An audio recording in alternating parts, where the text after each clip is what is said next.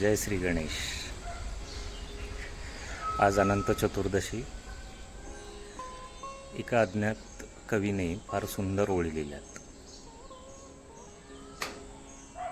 ज्या क्षणी या शरीरात अडकणं संपेल, ज्या क्षणी या शरीरात अडकणं संपेल, तो दिवस म्हणजे अनंत चतुर्दशी.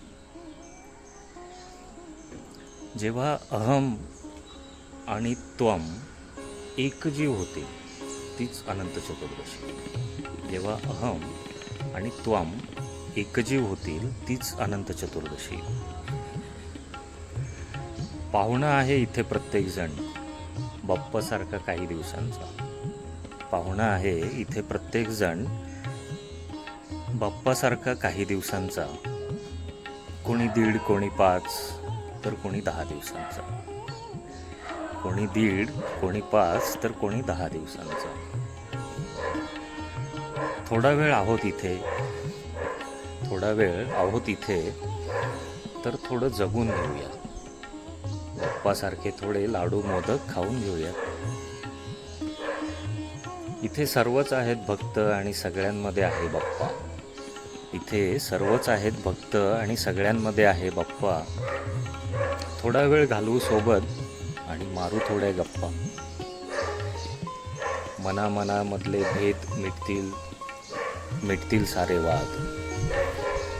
मनामनामधले भेद मिटतील, मिटतील सारे वाद. एक होईल माणूस आणि साधेल सुसंवाद, जो आज गरजेचा आहे. जातील निघून सारेच कधी ना कधी अनंताच्या प्रवासाला. जातील निघून सारेच कधी ना कधी अनंताच्या प्रवासाला. ना चुकेल हा फेरा जन्माला आलेल्या कोणाला.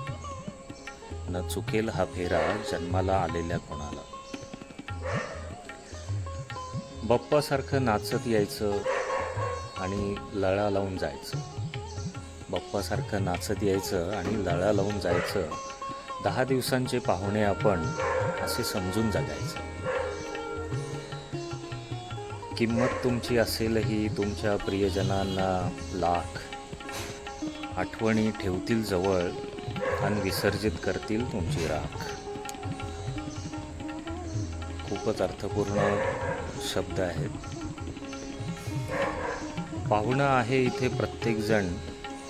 पाहुणा आहे इथे प्रत्येकजण 1.5 दिवस आणि 10 दिवसाचा. हे जगणे म्हणजे एक उत्सव. हा काळ 2 घडीच्या सहवासाचा. जय श्री गणेश.